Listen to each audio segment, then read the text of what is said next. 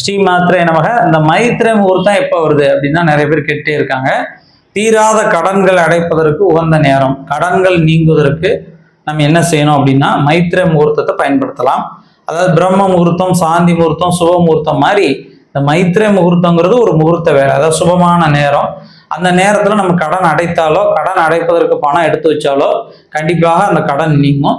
அப்படிப்பட்ட அந்த சிறப்பு கொண்ட அந்த மைத்திரை முகூர்த்தம் எப்ப வருது அப்படின்னு நம்ம பார்த்தோம்னா 27/7/2024 சனிக்கிழமை அன்று இரவு 11:20 11:20 PM to 28/7/2024 அதிகாலை 1:05 வரை, அதாவது விடிஞ்சா ஞாயிற்றுக்கிழமை 1:05 வரை உள்ள நேரமே மைத்திரை முகூர்த்தம்.